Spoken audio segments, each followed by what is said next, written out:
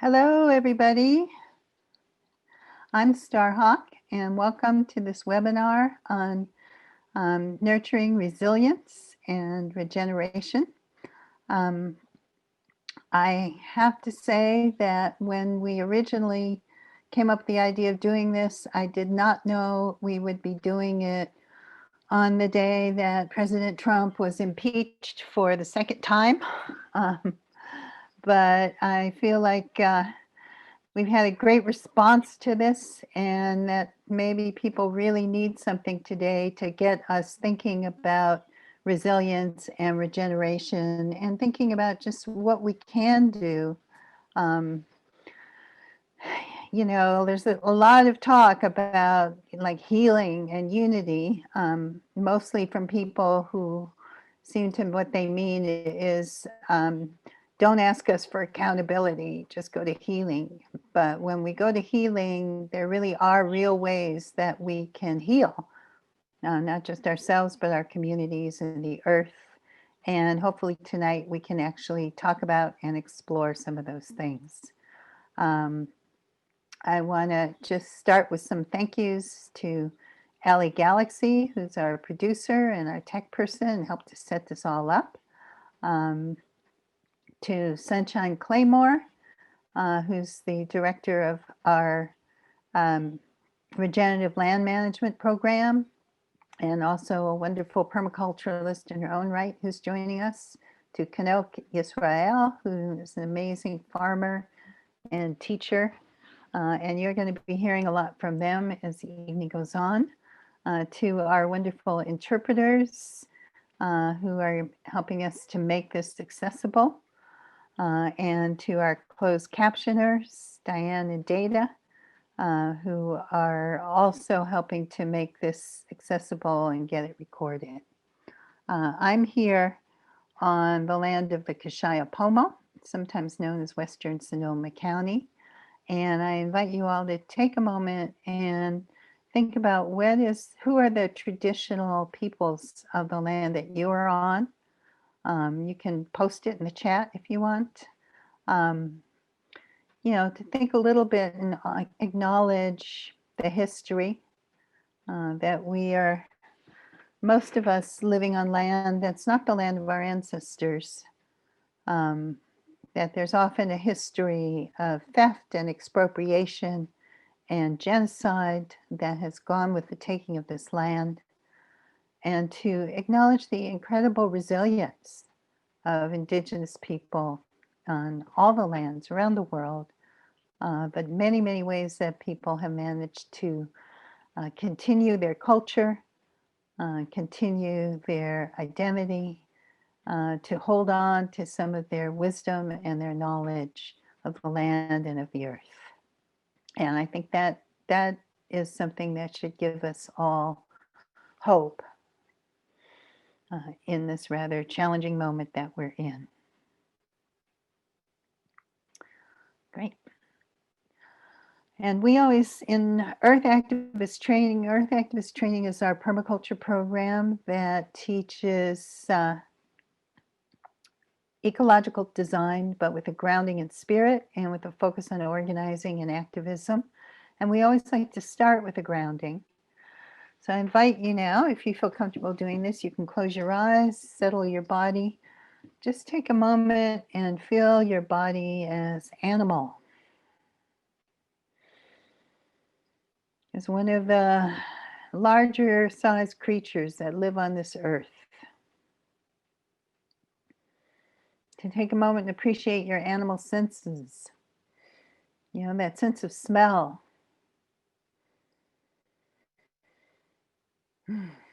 What is the air telling you? Would it smell different if you were outside right now under the trees? What are you tasting?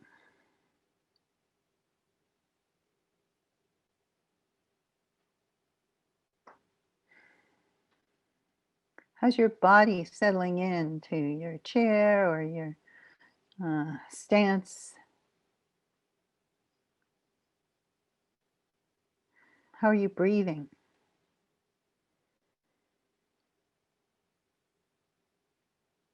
If you open your ears, what do you hear? What sounds are you hearing around you? If you open your eyes, what do you see? And taking a breath, let's activate that sixth sense, that sort of intuition, that ability to sense those subtle energies that run through us. I like to do it by imagining myself as a tree, having roots going down into the earth.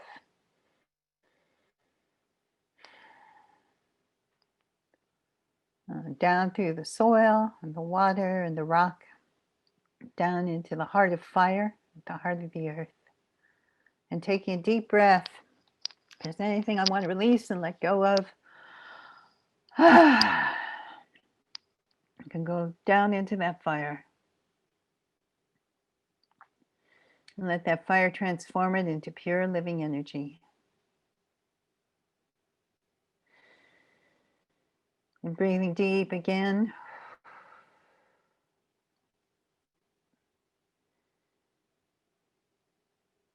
Breathe that fire up through your roots, up through your legs and feet, up into the base of your spine, your belly.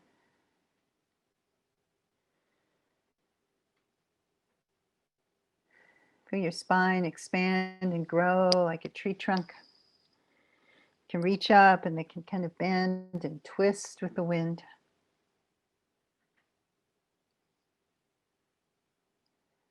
You know, when the tree twists in the wind, that spiral goes all the way down into the roots. Maybe you can feel it move down into your feet. And it's that motion, that energy that helps those roots break apart rock. So if there's anything you're feeling in life or in the world right now that is stubborn and not breaking and needs to kind of have some cracks and some openings, just use some of that lovely spiraling energy down into that. And then feeling the tree reach up, touch the sky, come back down again, feel that incredible crown of leaves and branches.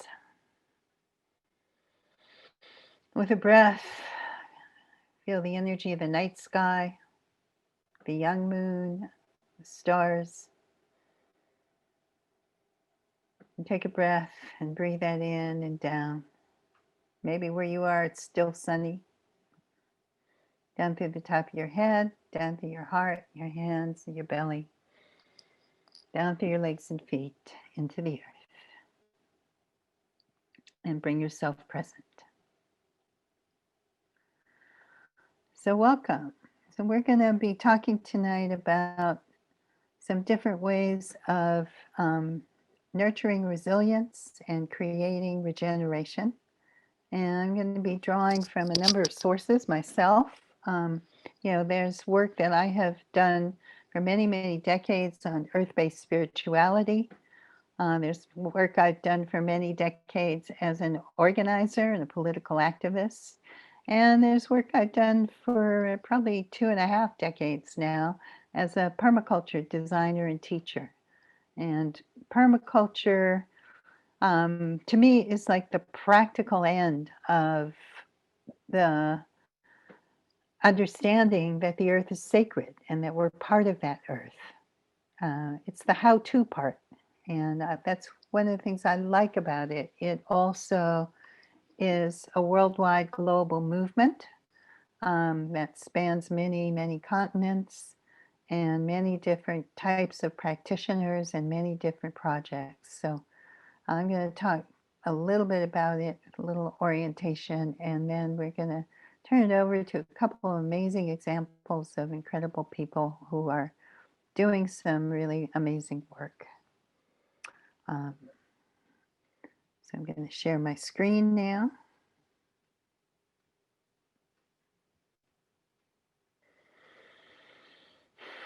So nurturing resilience. And if we do that work of transformation, it means transform. Oops. Well, that was a lovely slide for honoring the land. but I think I brought it in from another PowerPoint that had a recording on it. That's why the voice there. Either that or I've somehow like mysteriously been divided into two different beings. And let's just skip that. But before we skip it, I just want to say that to me, grounding in place, actually having a connection and being rooted in place is part of what gives us that ability to create resilience.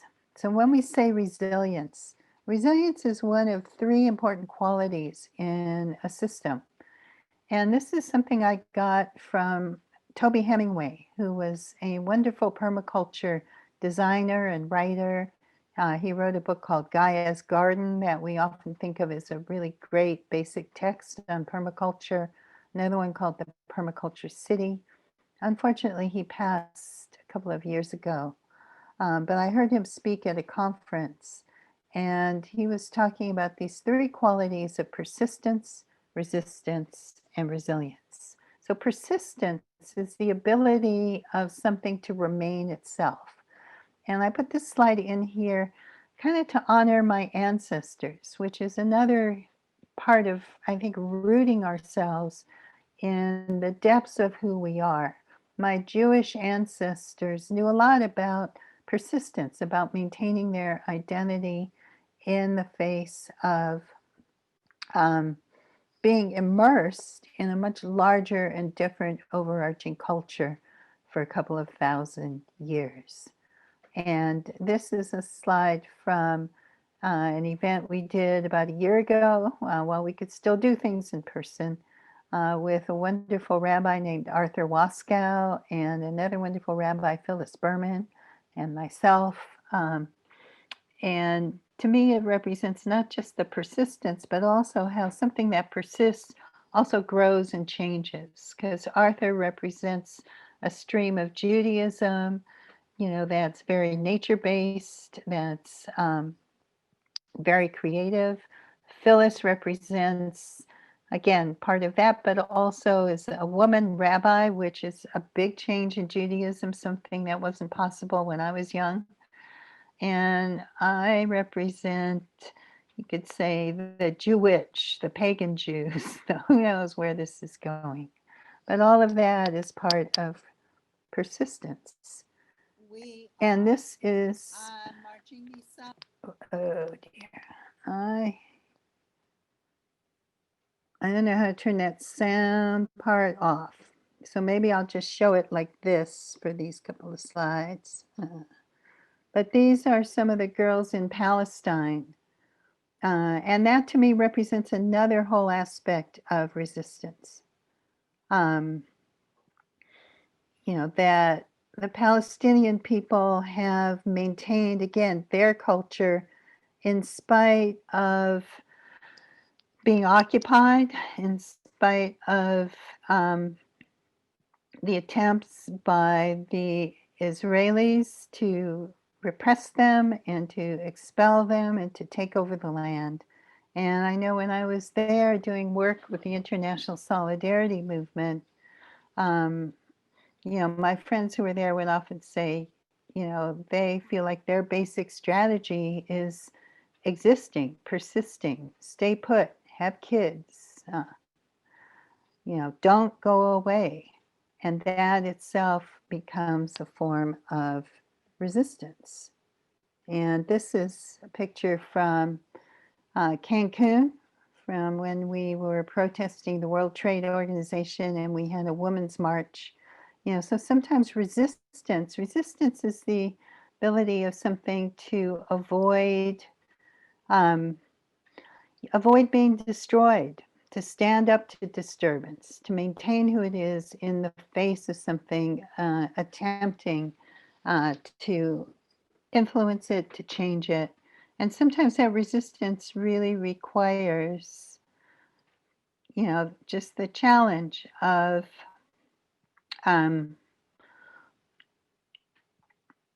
saying no, saying stop, saying this is something that can't go on. And sometimes resistance also means creating alternative institutions. It means finding ways to maintain your own sense of self, your own community, again, in the face of opposition. And when you do that well, you end up with resilience. And resilience, to me, this is the icon of resilience. It was a Barbie that I found after the flood in New Orleans, after Hurricane Katrina, when a number of us went down there to do restoration work and to help out in the community. And we did a lot of cleanup, and I found this little doll and set her up in the bush rising out of the green. And to me, she represented that spirit of coming back after a big disturbance, after a disaster, after an attack, having that strength again to return. And I think that strength is something that we all need right now. And hopefully can find sources of to meet these times that we are in. This is another icon of resilience. And this is dogwood. And it's a native plant here in Northern California. It's a plant that comes back after fire and grows where there's been fire and needs fire. And we live here in a fire ecology. And to me, this is an emblem of what we need to do, again, to understand that disturbance is part of life. You know, fire is part of nature here.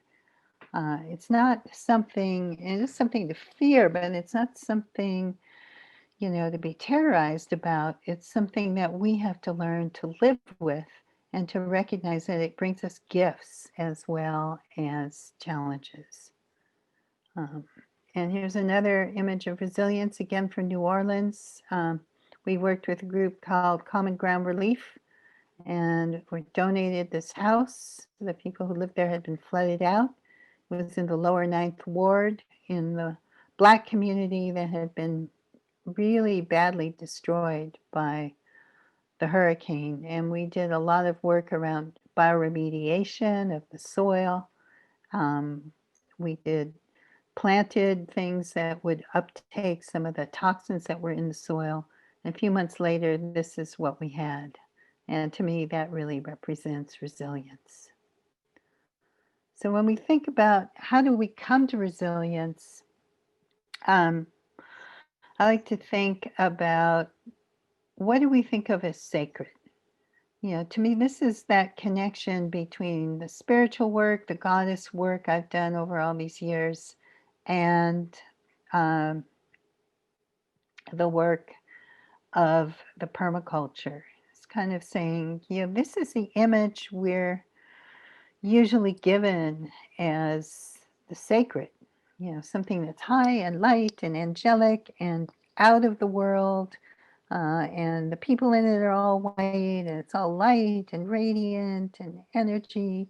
And it's often abstracted. But maybe this is what we should think of as sacred.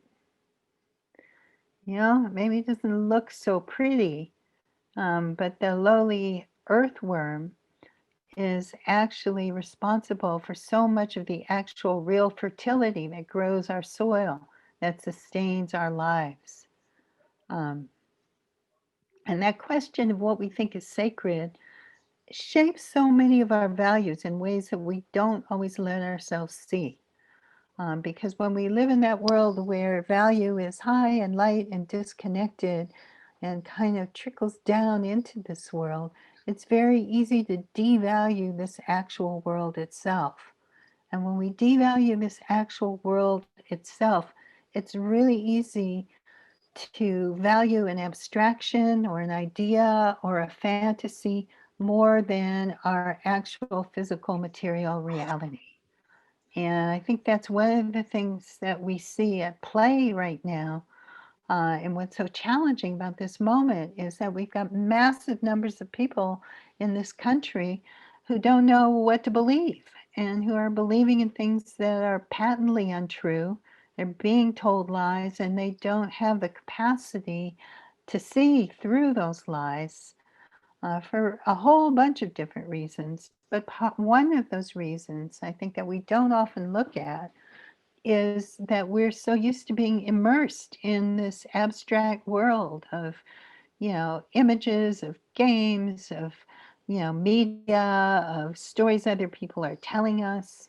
And, I'm a writer, I am a storyteller, I am a reader. I spent my childhood where my mother had to like literally throw me out of the house and tell me I had to go outside because I would have just spent all of my time reading in books. And while we always tend to think reading is a good thing, I think living in those fantasy worlds all the time is not necessarily such a good thing. I didn't have the opportunity to be in nature, though I would have loved to do that, or have someone to really teach me, how to find tracks of animals. Or my grandmother did garden, and some of the time I enjoyed working with her, and some of the time it was like, oh no, we have to go out there and weed.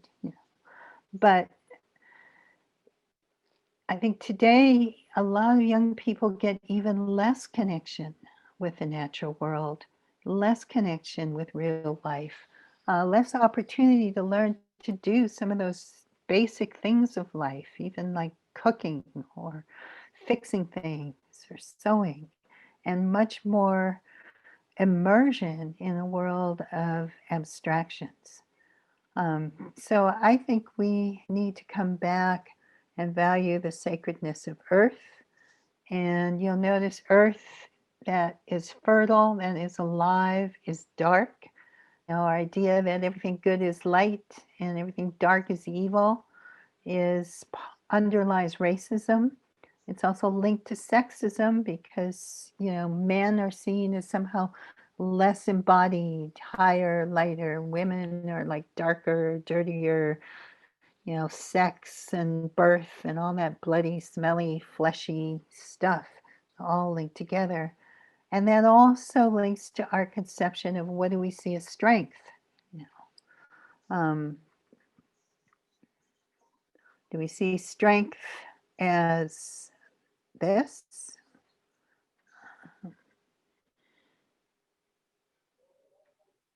Or this, that scene at the Capitol where they were literally like beating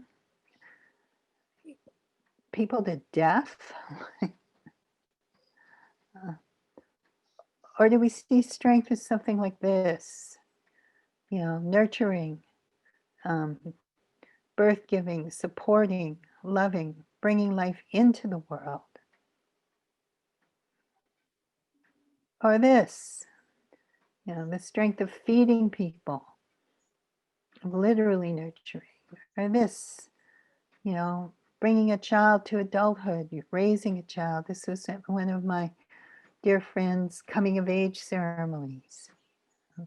Or this is Resh Javadi, who started Homes with Gardens in New York, who's like the great, great gardener and promoter of gardens. Or this is Cheryl Angel at Standing Rock, and with the water protectors standing up again against the destruction of the environment.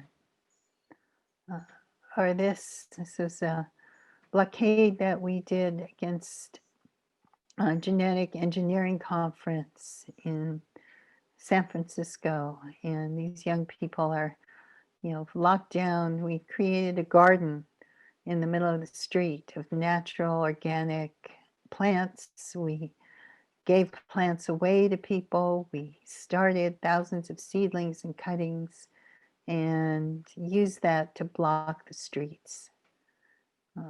And again, it's been really a challenge watching this stuff go down at the Capitol as somebody who's spent a lot of my time organizing protests and standing up. But there's a real difference between this, and those scenes of beating people up and attacking people and threatening people and destruction.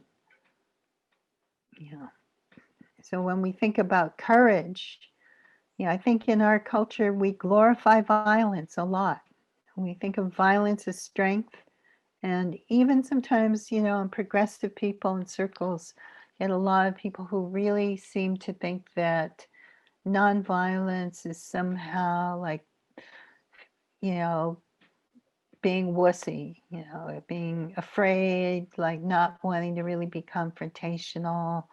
But again, to me, that goes back again to that ultimate idea that some abstraction that you hold gives you the right to actually destroy the real physicality of somebody else's life. And to me, this is the march on the Edmund Pettus Bridge in the Civil Rights Movement with Martin Luther King and John Lewis, people who were nonviolent, but who were putting themselves in a situation where they knew they would be met with violence, but were standing up for their rights in their own way. And to me, that is an incredible image of real courage. So I think if we want to nurture resilience, we need to acknowledge that real courage and to start looking at strength as something different. Again, not to identify it with violence and glorify it, but to think of it, again, as that inner strength. These are Egyptian goddesses, right, from pre-dynastic Egypt. And again, to me, they represent that internalized power that we are all capable of. So permaculture, is one way that we can access some of that strength and return that understanding and that care for the earth. Permaculture has 3 core ethics: care for the earth, care for the people, and care for the future. Share the surplus and reduce consumption. And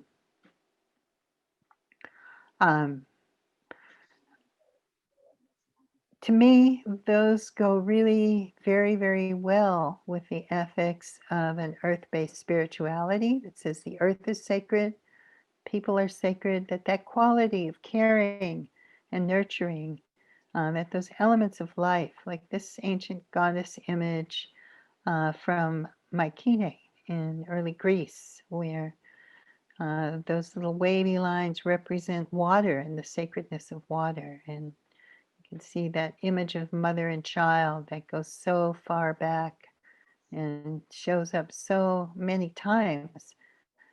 Again, not just as glorifying, women as mothers and nurturers, but thinking about glorifying that quality that's available to women and men of nurturing, of caring, of really holding and loving, right? And supporting as a form of strength and a form of power. So the goddess is the goddess of regeneration. And you can see this is from the Balkans, from about 4000 BCE. Again, with symbols of the fertile fields, of the rain, of the birds, which link earth and heaven. And these are images that have been sacred image to people all over the world for thousands and thousands of years. People who live close to the earth, have seen as, again, what moves them. Worship is maybe the wrong word because it implies bowing down to something, but value, most deeply value are those qualities that, again, allow life to grow, to spring forth, and to regenerate. And this is one of my favorites, the snake goddess from Crete. And the snakes which shed their skin and are renewed again. And on her head is a cat. So there's a lot that we can do to create regeneration, but what I want to do now is turn it over and introduce to you some of the people who are really doing it. Because Earth Activist Training, we teach people permaculture. We try to do it in a way that also makes these skills and understandings available to people who are really on the front lines of environmental and social justice struggles, to support the work that many of them are already doing on these areas. And the wonderful thing is we get to come in contact with some amazing and incredible people this way. And one of them is our friend Chanowk Yisrael, who's been part of our regenerative land management program, which is a program that we have started to support people who have some basic knowledge of permaculture to go deeper. We'll be telling you more about it later on this webinar. But I'm going to turn it over to Chanowk now to tell us a little bit about what you've been doing and how you view resilience.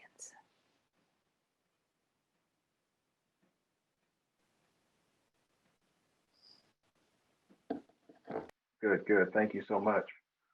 Well, first of all, I just want to say, just be thankful for, having the opportunity to share space.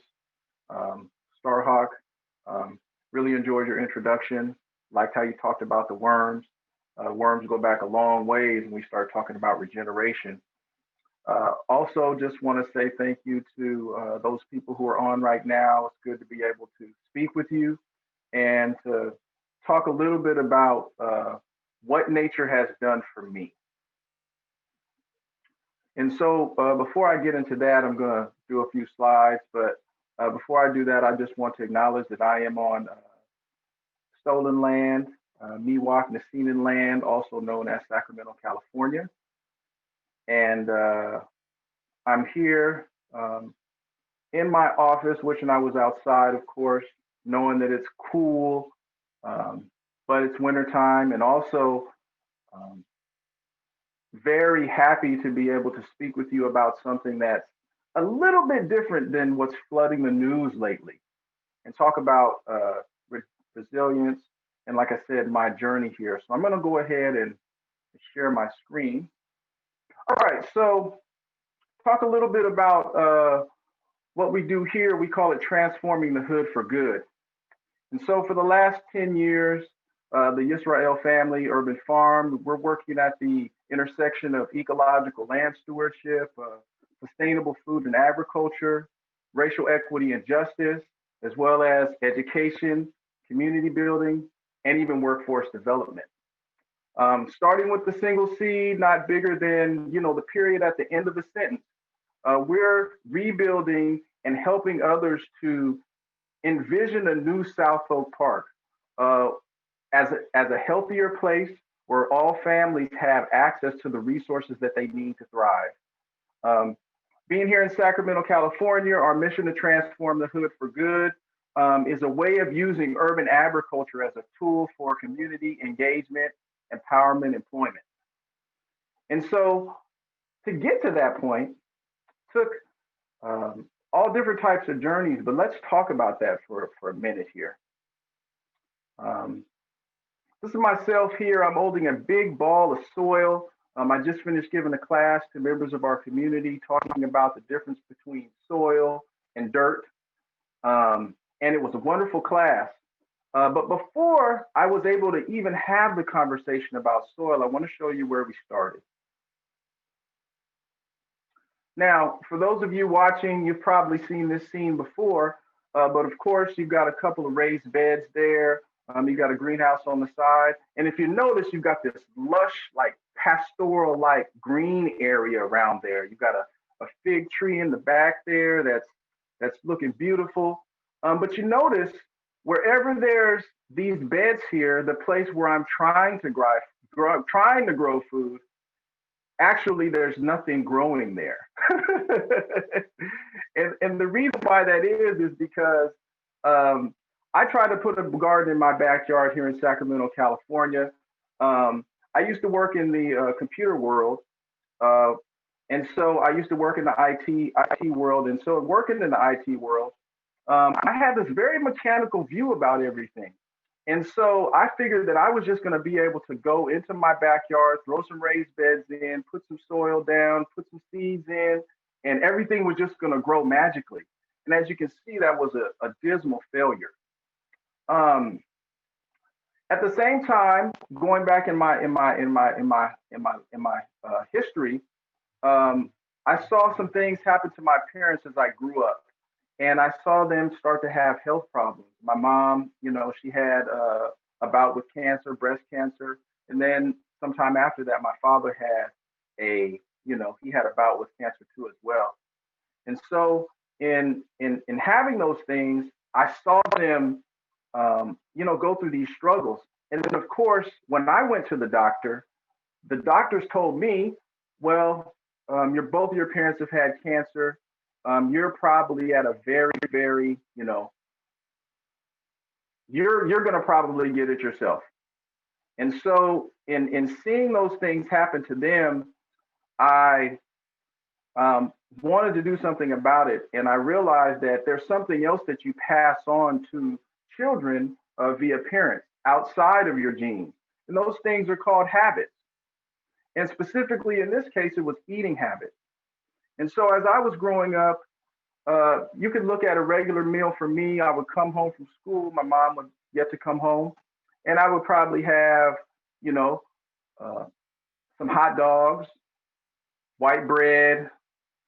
I had Kraft macaroni and cheese, but of course the packet wasn't enough. So then I needed to have more cheese. It had to be nice and creamy. And just luckily, they made this thing that was very easy to melt called Velveeta, right? And so I used to take Velveeta, sometimes it would be, I got up to, a fourth, then I got all the way up to a quarter of Velveeta in this macaroni and cheese. And then of course, it just depends. If my mom was home, I might reach for some canned green beans, but if she wasn't home, that's done with. That's going to be my meal for the day. And so having those type of eating habits, I knew I was going to have to change. So my journey started out as me trying to become healthier. And so at that time I was in college, started to meet a whole bunch of different people. And then I saw something that totally changed my mind about this whole idea of going back to nature and depending on Mother Nature as opposed to wishing on Lady Luck.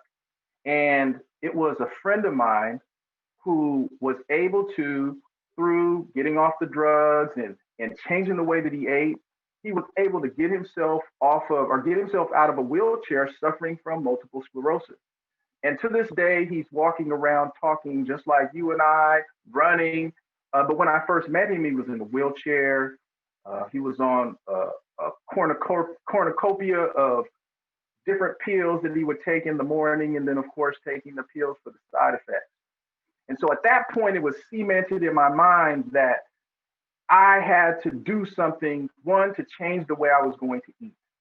And so that's what I did. I started reading all different types of books about herbs and about plant-based diets, and I started to really change the way that I ate. However, there was this other part that came along with it, and that was cost. So as I'm going to local natural foods co-ops, and of course, they had the good product there, and at that time, this was before Whole Foods came around. Some farmers markets, we didn't have many farmers markets that had organic food. I was like, wow, this is very expensive just for myself. Imagine having me trying to feed my whole family in an organic manner. And so I realized, and I had to give up that dream because it was just costing me too much money. And so here I am just, figuring out, man, what am I going to do now? I'm scared, all these different things that are going on with me. And then something specific happened. And this was about 2007, 2008, and that's when the crash took place. And so at this point, everything that, we're kind of experiencing today was something that you see. It wasn't coronavirus. It wasn't, the things going on in the White House. At that point, it was Lehman Brothers collapsing and the auto industry collapsing and all of these economic powerhouses around us collapsing, as well as I think in that same year, there were like 4 or 5 different food scares. And I was like, wow, all these things happening. And I was like, okay, I'm going to have to really do something about my food. So I was sitting in my cubicle doing my time. And I said, you know what, I'm just going to have to start growing my own food. And so in doing that, this is what you see in front of you in this slide here. And so as you notice, all of the places that I didn't touch are the places that are actually growing. And because not only did I realize that I didn't know how to grow food, the soil that's in there, I had a rototiller, I rototilled that soil in, as you can see there. I didn't know anything about nature. I didn't know anything about the cycles. When do you plant certain plants? What's the difference between a cool season plant, a warm season plant? What's the difference between an indeterminate tomato and a determinate tomato? And all these different varieties of figs and apples and oranges and all of those things that went along with nature. And so in me wanting to then start to grow food for this economic reason, I just want to, reduce my food bill. I realized then that at that point, there was a whole world that I had been missing out on. And I wanted to get closer to it because I saw that as a key to my health.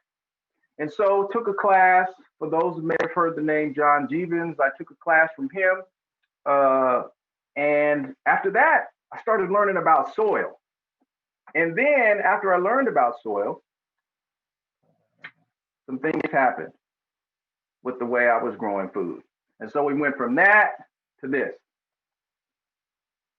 So now we've got greens growing, we've got collards, carrots, beets, all these different things. You see a beehive in the back there. And so we're really,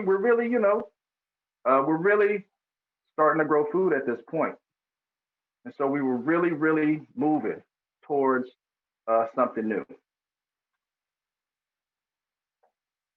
Well, and there was something else that happened too. Had no idea that this was going to happen. Another unintended consequence or benefit, if you look at it from that perspective. Family. When I first started, it was me going outside. It was hot. Nobody wanted to go. The children were like, yeah, we'd rather sit inside in the air conditioning and watch TV. And after some coaxing, I was able to get them out. I had to promise them, brand new shoes and all these different things. But eventually I was able to get them out there with me for a few weeks. And that turned into a few months. And so one day, I tried to do an experiment and I was like, I'm just going to go out there. I'm not going to say anything. And even though I had to pull them out for all the different weeks before, once I went out there and I started working, you would see them start to come out and start to work with me. So what I realized is that, okay, now we're working together in the garden. In addition to working together in the garden, we're now harvesting together. And then now that we're harvesting, we're now eating together. And what would usually be, let's just eat some food and kind of eat at the table, we're now trying to eat outside too as well, because why not harvest and cook and do all these things together as a family? And so within that, I saw the fabric of our whole family change, just from now being involved together and growing this food. So I said, whoa, these are things that our community needs. And so it was at that point I started to see there needs to be something bigger than just me doing this in the backyard and then taking it into the larger community. And that's pretty much where the idea for the Yisrael family farm came. And so we started to do this. We did this in our backyard for about 4 or 5 years, from until 2011, 2012. And then Sacramento, our mayor decided that Sacramento was going to be the farm to fork capital of the nation. And so these things that I was doing in my backyard that at that time, nobody was really paying too much attention to, became something that was now on the news. Urban farms, growing food in your backyard, farm to fork capital of the nation. And so then there was, people that really took an interest in what we were doing. And so around 2014, my wife and I, we were presented an award for stewardship. My wife, Judith, there next to me, we were presented an award for stewardship by the Alpha Kappa Alpha sorority. There was also an Edible Snack magazine cover that we were blessed to be a part of. And then we had this strange idea that we were going to go ahead and grow some food in our backyard and then go to sell it. And in engaging with the city and the county people, we found out that guess what? It was illegal. So we had to gather some folks together. We created a coalition called an Urban Ag Coalition, and we were able to get the city and the county to make it legal to grow food and then sell it in your front yard with minimal paperwork so that we could really get to the job of what we were trying to do. And then, of course, Comstock's magazine, this is when they were now starting to talk about, okay, we've got these backyard gardens, urban farms. What is the larger vision for the community? And I'm sure we'll get a chance to talk about that a little bit later. And so in this, I realized that there was power in going back to the land and learning about this thing called nature, the thing that we walk around in and we breathe and we live and we walk in all the time, but really to have no idea what we're looking at. And so with that, that was like the beginning of what we did. And so we started growing food. And hold on for just 1 second here. I'm gonna stop the share there, just because I want to give some time so that we can do questions and things like that. But that's my journey, a small part of my journey. And then through that time, coming up until now, I started to get into different types of agriculture, because I'm like, there's only one agriculture. You take food, you put it in the ground, and then you grow it. So then I learned about biodynamics. I also learned about permaculture. And I was, in 2015, I actually got to take my first permaculture design course with Toby Hemingway. I think it was his last course. And it just blew my mind about the things that were going on. And so as we start to talk about the future of permaculture and the future of our world, I believe that it sits there right in the conversation, looking at nature, being able to see what's being told to us from nature, and then taking that information and then actually learning how to live differently. I think this is much deeper than giving people a bunch of principles and then having them apply those principles to the land.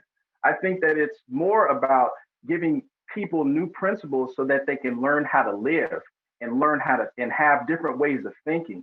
And then once you have these different ways of thinking, then it will organically apply to every decision that you make, including how you manage land. And so I'm sure we'll get a chance to build on that a little bit more as we get in here. So with that, I'm going to stop here for now and go ahead and turn it back to Starhawk and on to the next person. Thank you so much for the time. Thank you so much, Chanowk. It's so inspiring to hear you and see those beautiful images of your farm and your beautiful family, and understand, a bit about what you have done. Sunshine, who's going to speak next, is a wonderful young woman, single mom, part of the Standing Rock Reservation. She came originally to one of our Sacred Earth Apprenticeship courses that we were doing in Earth Activist training. And then she took another course and another course. And now she's going to be the coordinator for regenerative land management. We had to sort of exhibit some resilience last year when COVID hit, because all of our courses that we had planned, we suddenly had to cancel. But we've been working hard to put stuff online. We've done a full permaculture design course online, and we're about to start another one. It'll be starting at the end of this month. And we have a whole regenerative land management course that's really aimed at taking people deeper. It's a 2-year course. It will give you a permaculture diploma from the Permaculture Institute of North America. Go through it, and it's going to start, with a 6-month online course, and we hope by the time we get to next year that we're going to be able to go back and do some of the courses in person. But it's going to go deeply into all the different aspects of regeneration, and we're really thrilled that Sunshine has agreed to coordinate it because she has amazing capacities. So I'm going to turn it over to her to tell us a little bit about some of the work she's been doing in her community. Hamikol yapi, chante mawashte napechiu zapi, iya waslaha hemataha. Good to see you, my friends. I greet you with a heartfelt handshake, and I'm from the Standing Rock Reservation. I'm an enrolled tribal member. My family has lived there for multiple generations, my mom's side, and through that, I graduated from our tribal college called Sitting Bull College in environmental science about 6 years ago.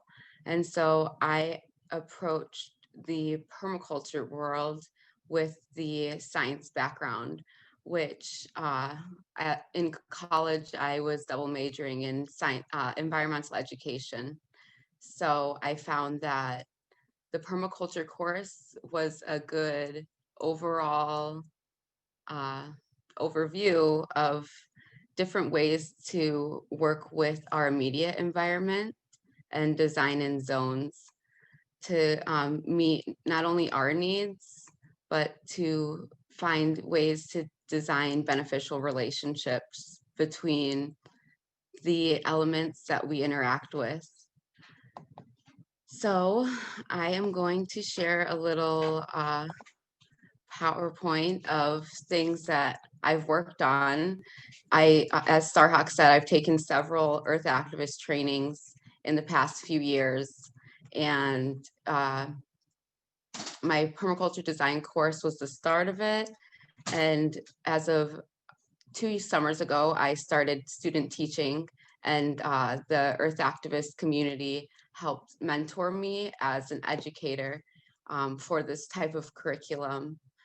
The permaculture curriculum is kind of based on ethics and principles that are founded or by a lot of indigenous wisdom, but it's applied through the Western structure of a curriculum that meets international design standards. So we're all working as the Permaculture Institute of North America's directive is to be almost, not for quoting, but it's almost like to be a good relative to our descendants. And I feel like that was a lot of the indigenous wisdom that we focused on in our Lakota culture. So I helped organize an event shortly after some courses that I took, which was a community event, a community planting event. And I try not to impose the word permaculture because in our community as much, but just introduce practices to connect people to producing more food and medicine. And a lot of those principles I personally based off what I learned through permaculture, but also sometimes the word can be intimidating. So I try to make it relatable. In this event that we held in 2018, we had a portable renewable energy trailer. We did a few hundred trees. It was a summer solstice celebration where we were planting at the Medicine Wheel Living Park, in addition to the 10-year-old orchard that was already growing. And through this event, we also had live music, performers like Lila June Johnson, indigenous performers, and activist performers.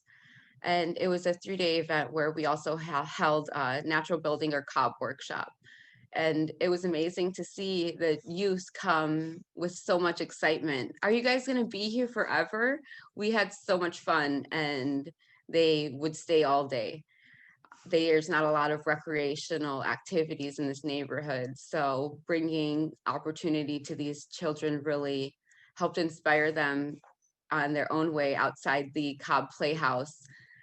The youth were trying to design their own garden around the structure, and they naturally were fitting the permaculture design role as youth and without training, which I've also, through the Earth Activist, taking a permaculture teachers training, which gave a good groundwork for honoring diversity in classroom settings while still moving forward with collective visions and lesson plans. So it was really beneficial for me as an educator to sit with other people who have the same passion and think of creative ways that we can share what we're passionate about with other people. And so this ended up being those teacher trainings that I helped with in the past 2 years. These are a lot of the students, and there's pictures that are missing, but Starhawk and Charles Williams are the lead teachers for these design courses, which often support diverse and socially justice focused projects and people who are leading them.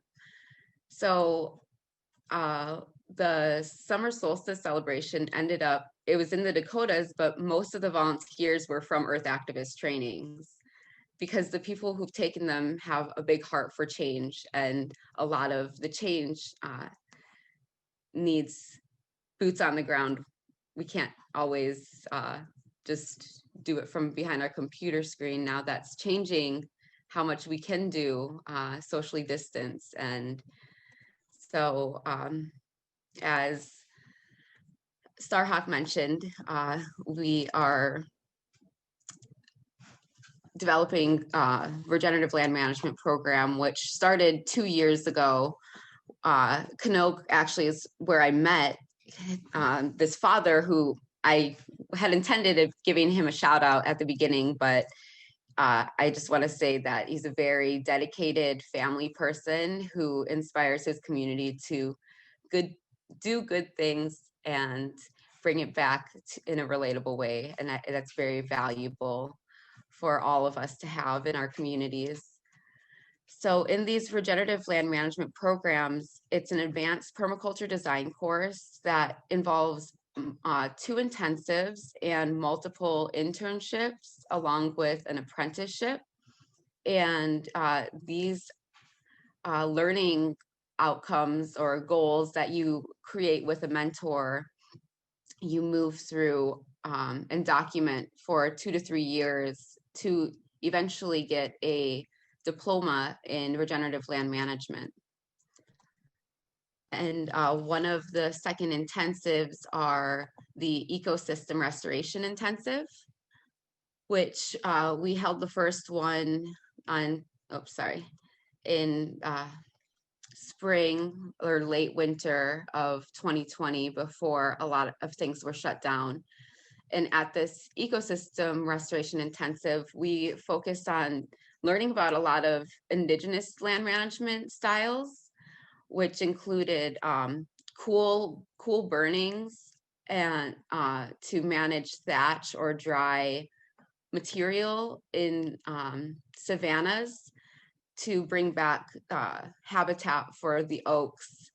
And that was really a unique experience. We also did some round pole building and stripped round poles to build a structure, and it ended in an eco blitz, which we held for the community to learn practical permaculture related skills in a way that was a community expanding event. So we were trying to bring awareness to a new program that was happening. So I wanted to give an overview picture of where I came from through Earth Activists and how I use the trainings through this program and nonprofit to apply in our reservation. And so I have this habit of leaving and gathering knowledge and bringing it home and practicing. So a good friend, Kimimala, invited me on to teach with some of the gardening skills that I've learned for the Miniwichoni na Kichiji o Wo'unspe.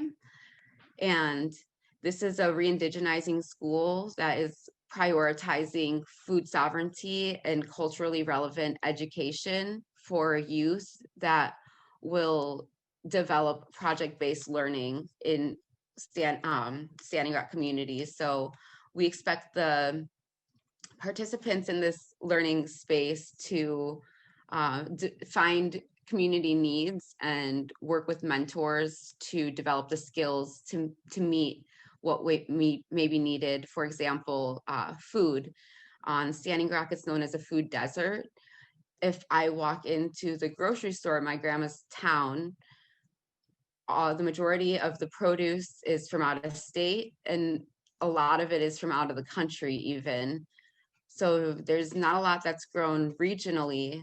And one item that I did find that was produced in a neighboring state was sunflower seeds, which isn't practical. And it would be great if we can have more community garden spaces. So through the school, we are currently doing a lot of COVID relief, which includes paying people's utility bills that may be threatened to shut off, running water or power, things that may not make hygiene accessible, like proper hygiene accessible during a pandemic. So the school has applied for grants to help these families, as well as we created these garden boxes that we distributed to elders. And it was a polyculture of like tomatoes, lettuce, spinach, or peppers, a few items that were grown in a small space that they could practice caretaking and growing their own food. Another program I work with that focuses in food sovereignty is the Standing Rock Community Development Corporation. And in 2020, we were able to install between 60 and 70 household vegetable gardens, as well as 4 community gardens in a community garden in 4 different districts. We have 8 districts in total on Standing Rock. So the goal is to have a community garden in each district, but also at least 100 homes, and that number is only growing. We want as many people to be growing their own food, and then to know who's growing and how we can diversify and grow different things than our neighbors, and eventually bring back our trade and bartering economy in certain ways. This program itself is really also focused in hunting and having regular buffalo processing and giveaways for the community as well. And those have been received with a lot of gratitude. So we support Miniwichoni Clinic and Farm, and I see this group of people, both the school and the clinic were founded from the water protector camp that was started in 2016, 2017. And so these are projects that have continued through the last few years, and we're managing boards of nonprofits now. So we're trying to organize it to effectively meet our community's needs from the school, but this integrated clinic is also not only encouraging food sovereignty and nutritious and indigenized meals as related to our ancestral diet, but also how we can use preventative healthcare measures to reduce the likeliness of spread of very inflammatory disease and potentially more serious things. Being aware of different ways that we can think of healthcare in a holistic manner.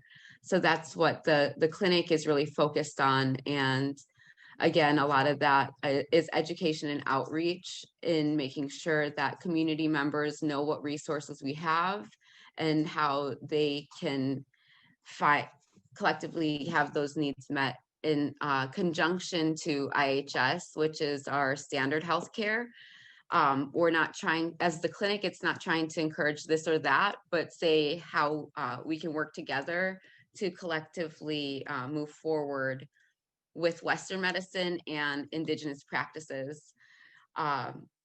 The goal of the clinic is to have a farm. We have a land site, but we may trade that land for an optimal space where we can be present. But otherwise, the clinic is moving forward in a lot of ways that are geared towards people's health. Tomorrow, we will be having a live stream with the Paintuwi project, which is a 250 million watt wind farm. It's they're trying to create microgrids in various districts and projects. So the money raised from this wind farm project would benefit nonprofits like the clinic and the school. So this will be free tomorrow morning as well for deeper information about the traditional healing practices in our sovereignty on Standing Rock. And if we can talk more about deeper questions, if there's anything else. I know that there were a few points that I was hoping to bring up, but I'm really grateful for the education I've been given through these earth activist trainings, because it not only has helped me learn how to grow more food and make the knowledge more accessible to our community members and encourage growth within my community outside of myself.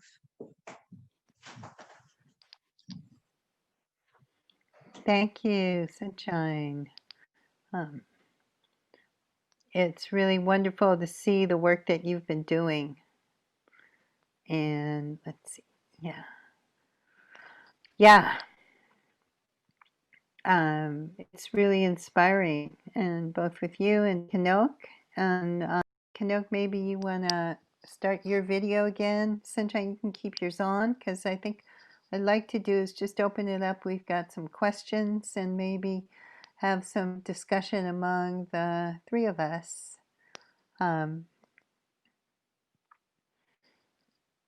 Because one of the things I've really been thinking about in the last few days is, how do we bring this understanding of resilience and this incredible work that people are doing in communities like yours and Chanowk's and all over? How do we bring it to bear on this current moment that we're in? We're seeing this incredible rise of this unbelievable hatred, this, kind of out and out Nazism that we thought kind of had been dealt with by my father's generation, who all went over and fought it in World War II. What can permaculture, what can agriculture, what can our work with the earth and the soil bring to this moment right now? Chanowk, do you have some thoughts? Sure, I can say a few things, but I think that the main thing, and just kind of going back to where I left off at the presentation space, this particular year has been a year for self-sufficiency and resilience, especially with the whole, 2020 and COVID and things like that. In fact, for us, we've seen more people come to us looking to grow their own food, learn how to can, learn how to cook, do all these different things in nature than we've ever seen before. So definitely it provides the impetus for people to start going within themselves, and then of course within their households, because when do you get told that you can't go outside, for months and months at a time? So I think that one of the main things that we see is that there's an opportunity for people to slow down, and it gives us an opportunity to then start to look around us and kind of, for lack of a better term, smell the roses, and actually look in your backyard. I know when I was working my 9 to 5, I would work 60 hours a week. And so going outside and looking at my yard was usually an afterthought. And so now what we see is we see people that are taking, their whole backyards and saying, how do we do this? How do we do that? And I know from coming to the classes, coming to the permaculture design classes, the education of how to do these things. And then not only that, but also how these things not only are good for the soil, but how these things are also good for ourselves as well. And that's something that I like about coming to your classes, because it's not just, okay, we're going to do permaculture and here's the practical part of permaculture, we're going to do these things, but you also always have some kind of spiritual connection. So I think all of those things are what people are looking for now. And like they say, sometimes it takes a crisis to kind of reset people and get them to start looking at new opportunities. Thanks, Chanowk. Yeah, I was thinking about that and thinking like, it's been so powerful this year to see, people stand up and say Black Lives Matter and all the demonstrations about that and all the protests about it. But it's also like Black Lives Matter, so Black health matters. And that Right. means Black food matters, right? And that's true for every community. And Earth Activist Training, we've done programs in the inner city in San Francisco and worked with groups and organizations there. And the one thing that really came home to me is how important it is to have people from the community as role models.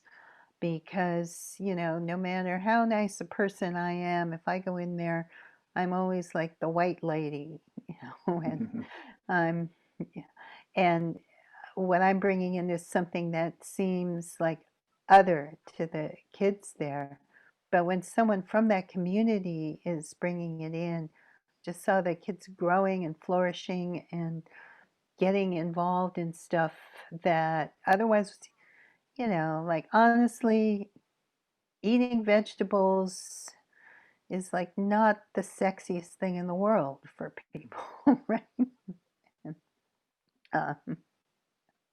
I remember coming back from working with some of the kids in the garden and going like, oh, it's great that they're growing these vegetables, but it's so hard to get them to eat any. And then I came home, my stepdaughter was visiting with her daughter, who's had a very, lovely existence, and her mother's always had a garden. They live in Switzerland. She went to a forest school. She's always been connected to nature. She's always helped her mom in the garden. And watching her mother go like, just eat a piece of broccoli, Tashi, like just one piece of broccoli. And going, right, it's not that easy to get kids to eat vegetables, no matter who they are. But again, when it comes from someone who can embody that culture. And when we brought in stuff like cooking, and when we made it part of, a community event, not just a chore, then it had a whole different impact. Sunshine, I'm wondering what your thoughts are.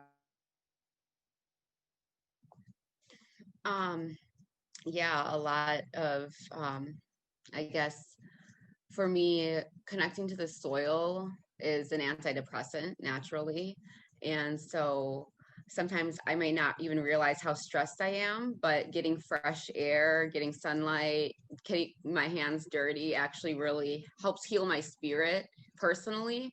But it's also even more healing for me to hear stories of people whose grandparents had gardens and haven't been passed down those traditions, and how exciting it is to reactivate that for their children. And to really see people take that passion forward themselves. That's where the real reward is. And I know that this year, especially, so many people have really stepped up and wanting to learn more about food cultivation, foraging, preservation, and I feel like as much as that's a good thing, we also have to be aware of consciously consuming as well, still making sure we offer a prayer before we forage and honor and respect the spirit of the organisms that we're interacting with. And I know that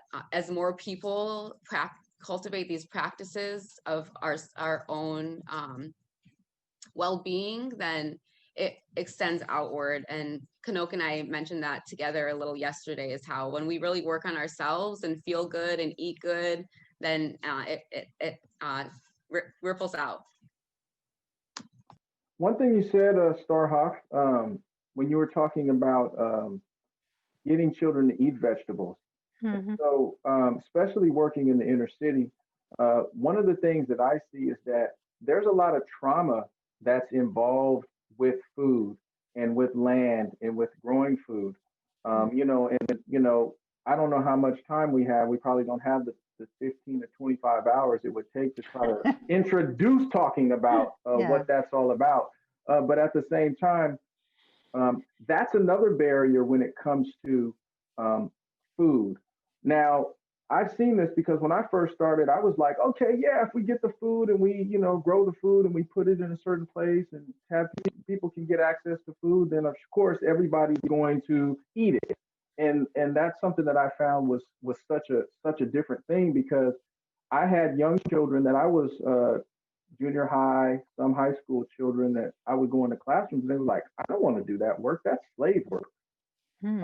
And so when you think about looking back 2 or 3 generations, since we're, talk about history and we talk about history of plants and different things, where things came from, I know 3 generations back in my family, my children, my parents and grandparents, great grandparents were either doing, they were farming at the threat of the KKK. And I have this in my actual history where my Hmm. great grandfather was, they didn't want him to be farming, or you're talking about the tail end of, um, you know, sharecropping and things of that nature, or picking cotton for like, 15 cents a barrel or something like that.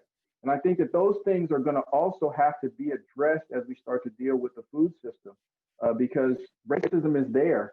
And I think that when we start to look at what's happening today, many people are not feeling like they have a voice and how they can talk. But imagine feeling like that for a very, very long time. So I think that that's something, as we start to deal with permaculture and the practice of it, we have to then realize that if it's there in society, then it's also there in permaculture. And then how do we Mhm. deal with it, talk about it, and then move forward through that.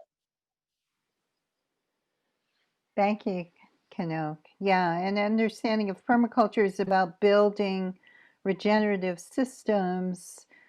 Then those systems have to look at those aspects like racism and sexism and all of the isms that have kept systems from being regenerative and have not cared for people, and not caring for people lends to not caring for the earth and not taking your fair share. So to me, there's an inherently political aspect to it. Um, Not everyone in the permaculture movement would say the same, but that's the Uh, approach we take anyway. Yeah. yeah. So Um, we have some questions here. I don't know if you have something yeah. to speak on that about sunshine, but we have a couple questions. Okay, cool. So I think the first question here, I think we can probably both speak to this, is what are the suggestions for people interested in urban ag who don't own a backyard, e.g., Mhm. renters or apartment dwellers? Um, and so I can just say that there's find the people in your community that are doing things like this. I know for us, when people come to us and say things like that, it's like, there's many ways.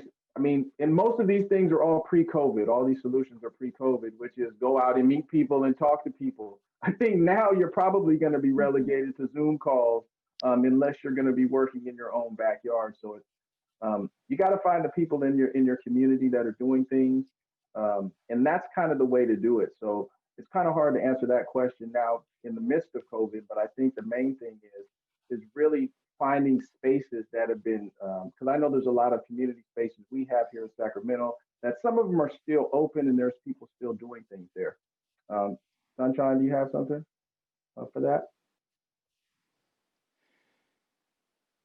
I think that you're right on target with the there's like some trauma in choosing to do that, and that's a challenge in itself, is overcoming like these skills weren't passed down to me, or maybe there was abrupt disconnect from the skills to our ancestors, and in that it is harder to meet it eagerly because you're worried maybe culturally that it might get taken away again and things like that. Or like a lot of times we reflect, and often for my reservation specifically, a lot of times people are getting their foods from grocery stores, and we're not wild foraging and producing as much as we could. So lowering our carbon footprint would be a great overall solution by like localizing our food production as much as possible from urban to rural areas. I think that's really important. Also, I felt that I'm sorry, I'm losing my train of thought, but there's definitely value in these skills. Oh, that's what I was going to talk about, is for climate change, is plants are photosynthesizing organisms, which is actually a cooling reaction. So the more diverse plants that we can have from urban to rural settings, then we are actually creating microclimates outside of our houses, in our communities, and that over time will help with water filtration and landscape rehydration. So these solutions are not only personal solutions, but also can be solutions to greater change through carbon sequestration as well. I also want to just say, you know, in cities, even if you don't have land, there are things you can grow on your balcony in your apartment or grow inside. You can go to farmers markets and support local agriculture. You can sign up for a CSA, community supported agriculture, where you get like a box of produce every week and help support, you know, some of the people who are doing the growing. There's lots of ways you can participate in the regenerative food movement, even if you're not growing in your own backyard. And you could also find there's a lot of people in cities, like a lot of elders, who maybe have a little piece of land or a yard and don't have the capacity to take care of it, and maybe volunteer or make a deal with someone and just say like, hey, I'll make your backyard look really beautiful. You know, I'll grow some food for you and grow some food for me, and we'll share it, and I'll have access to a place where I can do this. Absolutely. I've got one more that I've seen work real well. And so in Sacramento here, there was, of course, many people were not able to get food. And of course, it's always been a problem, but even more so during COVID. So what happened is local farms got together and started a fundraiser where people could actually contribute to that fundraiser. And so the purpose of contributing to the fundraiser was so that the farms that create this food would then get paid for it, and then the food would then go to people that, you know, didn't have any other way to eat. So I saw that was a great way to be able to kind of shift food and resources around so that everybody's needs were met during that time. And that was a very successful way to kind of just do that, something real quick, to be able to make sure people got what they needed, as well as the farms, they got paid for the food that they grew. that sort of brings around to another couple of questions. I saw a number of questions about how do we make these programs accessible? How do we support them financially and keep them sustainable? How do we get funding for all of this? And I'll just say a couple of things. You know, what Earth Activist Training does is we do charge for our courses. We have to make them sustainable. They take a lot to organize, even online. It takes a lot of, you know, background tech support and administrative support to make them happen. We also do a lot of fundraising and get donations so that it can help support our diversity scholarship fund. You know, if our courses do well and we get a lot of people signing up for them, then we have excess money that can also help support scholarships and work trade for people who don't have the funds to take them. We also find with the diversity scholarships, I think truly it's not just a matter of money, but for us it's like part of reparations. You know, it's one of the things we can do in some way to give back to communities that have built this country, that were here long before any of us were here. And it's a way of making that contribution and a way of just saying like, hey, you know, we are really open and welcoming to a diversity of people. We have a commitment to bringing these tools and access to land to people who've been excluded from that. Some of the other models I've seen, there's a Leah Penniman's farm, Soulfire Farm, that really explicitly gets people to donate as a form of reparations to acquire land for Black farmers and for people from communities who've been excluded. Our friend Eric Olson, who's also one of our Earth Activist Training teachers and graduates, has the Permaculture Skills Center in Sebastopol, has his own company, Permaculture Artisans, has ended up employing a lot of immigrants from the Latino community and is working on turning his company into a worker-owned cooperative. There's the Chichenyo Oloni in the East Bay in San Francisco set up a Segurite land trust where they ask people to voluntarily pay what they call the Shumi land tax. So if you have land or property in the Bay Area on their traditional lands, you actually acknowledge that by paying a little monthly tax voluntarily. It goes into their land fund to help get land and give it back to the original peoples. You know, it's never an easy, I mean, I wish I had an easy, brilliant answer of how to make it both accessible and sustainable. I don't. It's always a dance and it's always a balancing act. But I think if we have a commitment to doing it, we'll find creative solutions for that.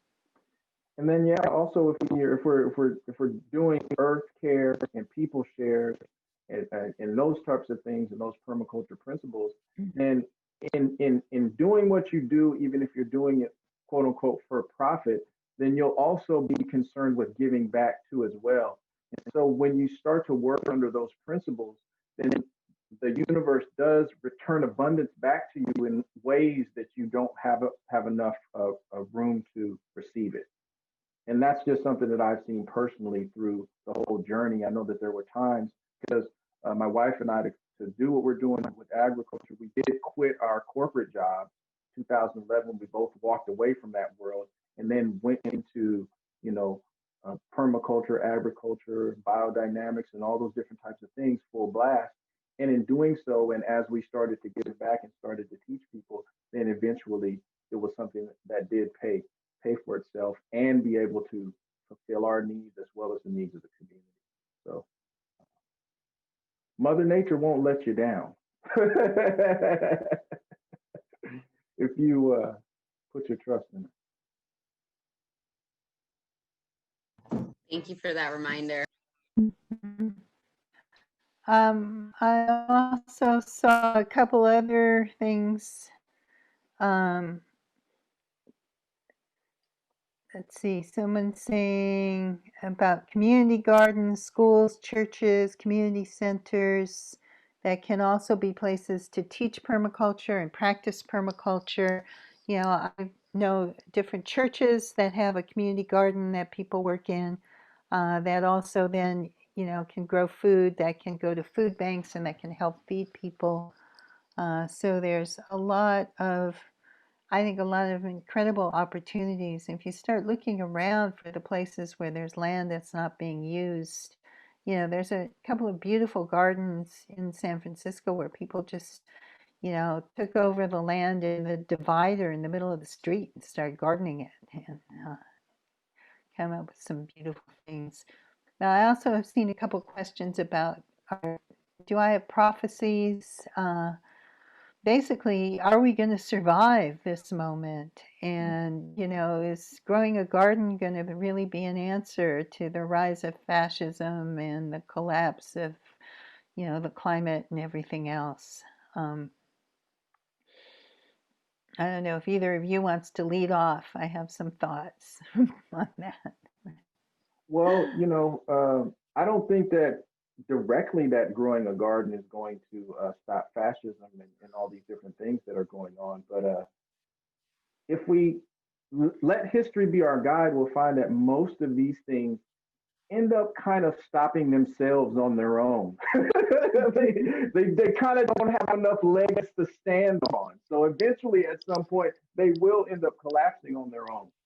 The question is, what are we going to do at that point, and what's going to carry us forward? And I think that that's where the whole, you know, self-sufficiency, permaculture, and growing gardens, and all of the things that go along with it, then come into play. I guess, go for it, Sunshine. Were you going to speak?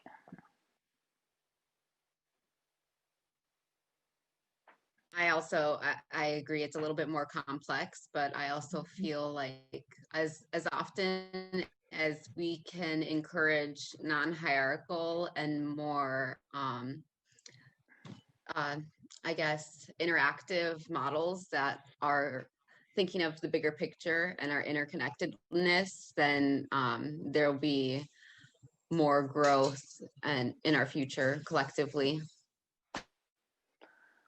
And I guess what I'll say is, you know, among other things, I write fiction, which isn't really meant to be prophecy, but sometimes been ended up more that way than I ever intended. So my book, The Fifth Sacred Thing, and the sequel, City of Refuge, I wouldn't say they're prophecy, but they're definitely like one strand of possibility of where the world might go, especially if we don't actually get our act together.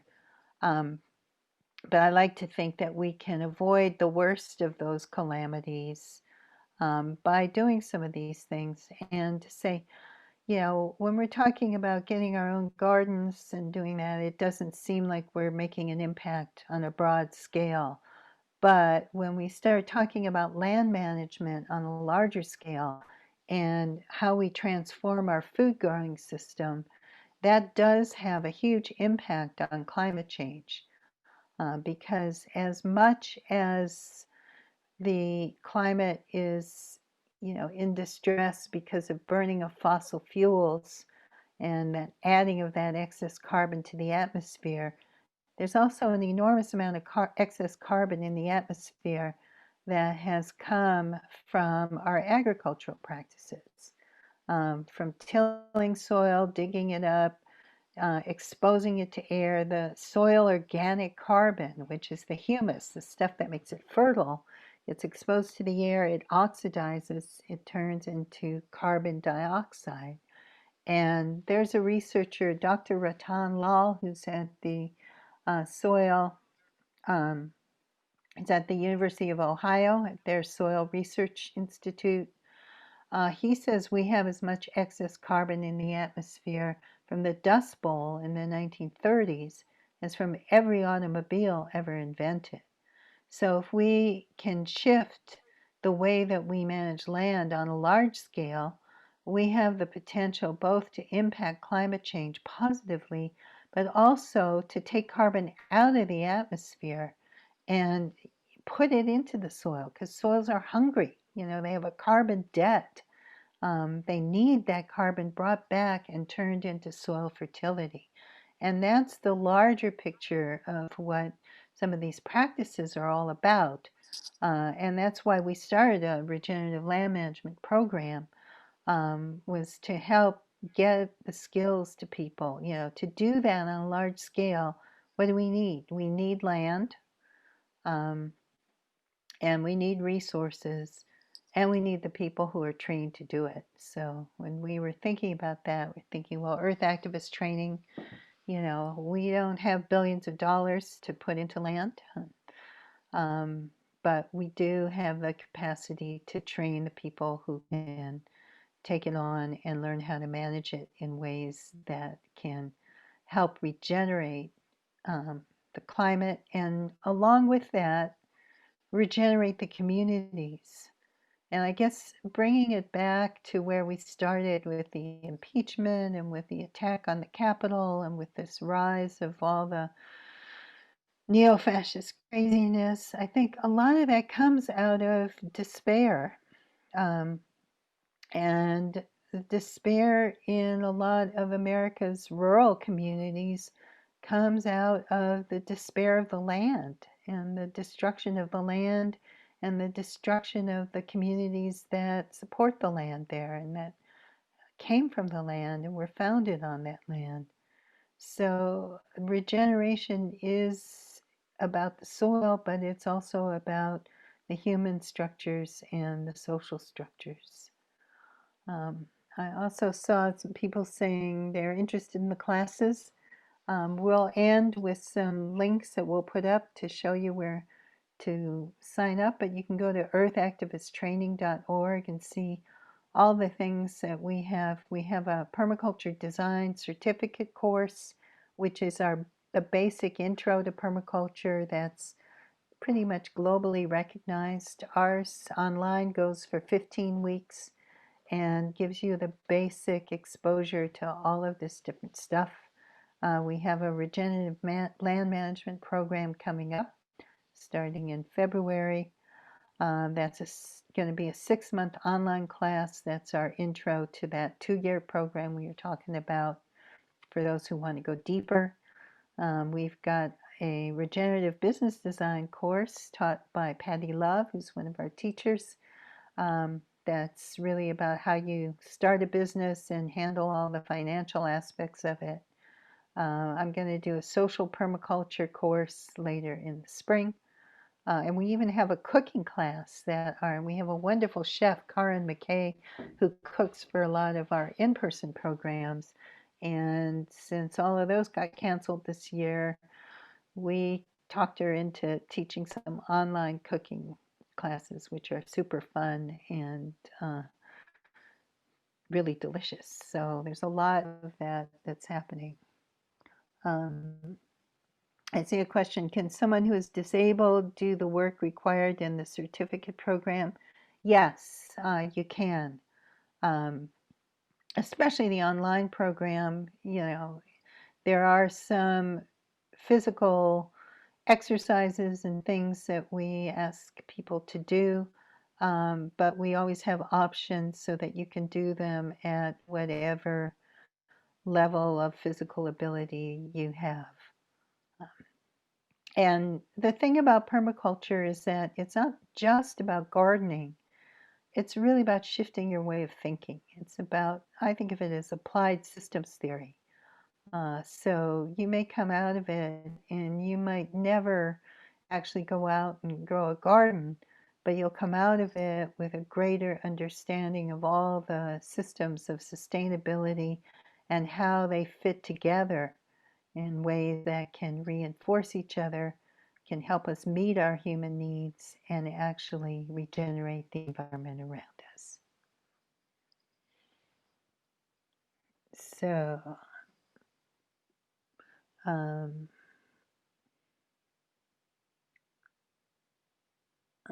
looking to see if there's questions we missed. about mushrooms and different. There's a lot of work being done with mushrooms and fungi and regeneration. And there's a guy named Paul Stamets who has done some wonderful research on all of this. He has a fantastic book called Mycelium Running. But he also has a lot of videos. If you look for him online, Stamets. Because yes, there's lots of different mushrooms. Many of them have the capacity to break down toxins. Many of them have incredible benefits for our health. And it's really exciting to start learning about them and learning about ways we can work with them. It's what if we do talk about mushrooms in our courses and in our in-person courses. We do a little mushroom inoculation. So I think we're getting to our wrapping up time. I'm wondering, Sunshine and Chanowk, if you have some closing thoughts. Sunshine, you want to go first?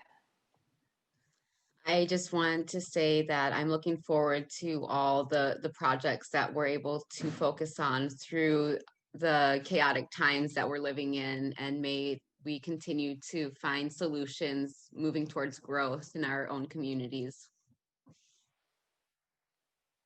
Thank you.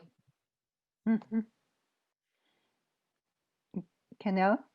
Yes. Also, I just want to just thank you and thank everyone at Earth Activists for um, making the opportunity to come and learn some of the things that you've taught, as well as attend the classes, as well as kind of thinking about this whole thing.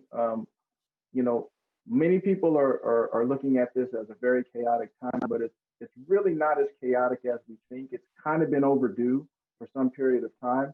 And so, just like they tell you when you feel pain, sometimes we have the tendency to try to run from it.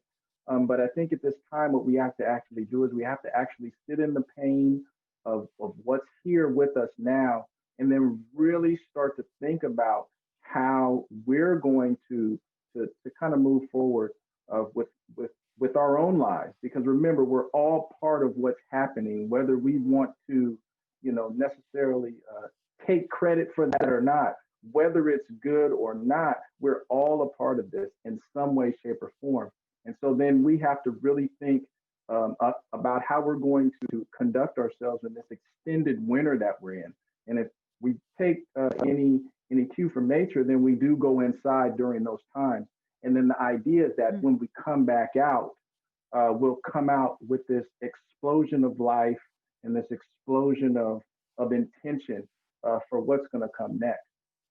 So that's what my ending words are, and at the same time, just being real thankful that we're able to have done this work and teach hundreds and hundreds of people beforehand, so that now it's kind of like those seeds were planted, and then this provided the impetus for those things to germinate and then go forward. So thank you for having us and allowing us to share with you. Thank you so much for sharing your wisdom and your stories and the wonderful work that you're doing. And yeah, I think, again, to me, this is a vision of the world that we can have when we actually open up and value diversity, which is one of the permaculture principles, that diversity helps make a system more resilient. And when we have a diversity of people, a diversity of cultures, instead of like fearing that and getting all like knotted up and, right, running around with Confederate flags and all that stuff, like if you can stop doing that stuff and just like go, well, yeah, and that's a beautiful world. It's a healthier world. It's a much more interesting and exciting world than it is when we all look the same and do the same and think the same and act the same. And so it's my hope that all of you who are watching this will think about what it is that you do that can help bring about a world that's more resilient and that's more regenerative. and find the support that you need to really make that vision real. Again, if you are interested in our programs, you can go to earthactivisttraining.org. If you want to donate to help support our diversity scholarships and our other work, there you can go to the donate page there. If you want to find out about our upcoming courses and take one of our courses, that's a really great way to help support us as well. And yeah,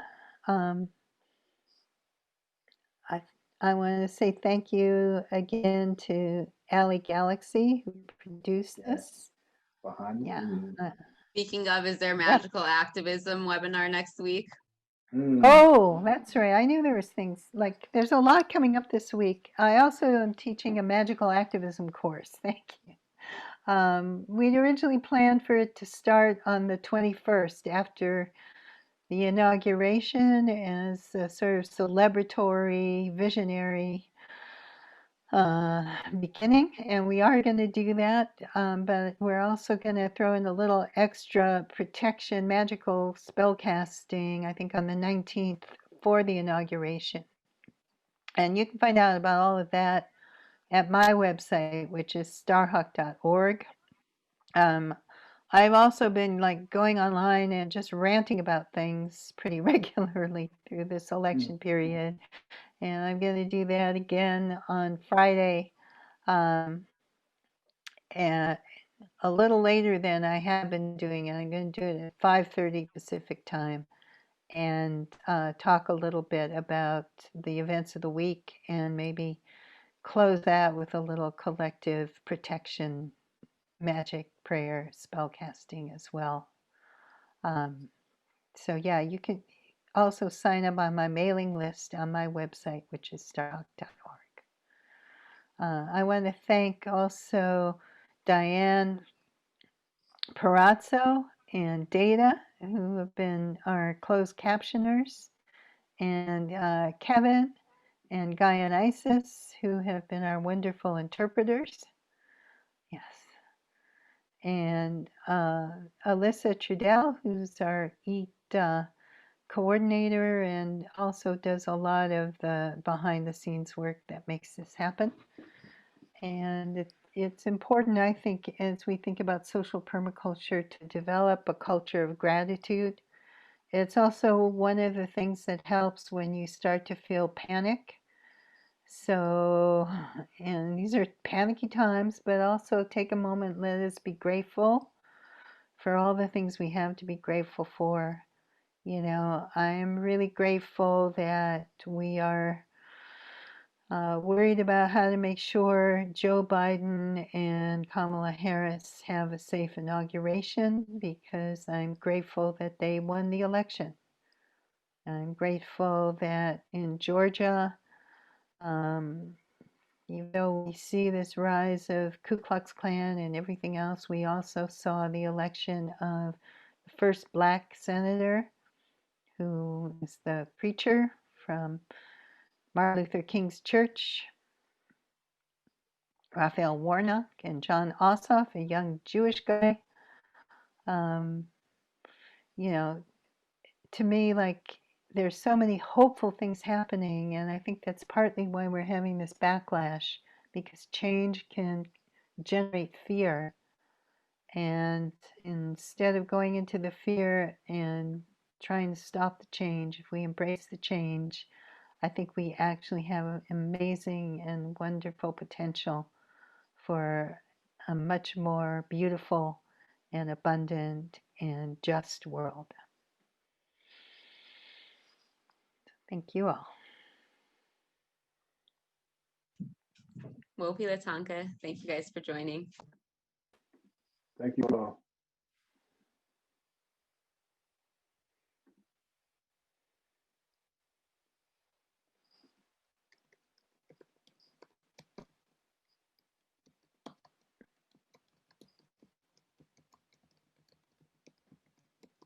Born of water, cleansing, powerful, healing, changing, we are. Born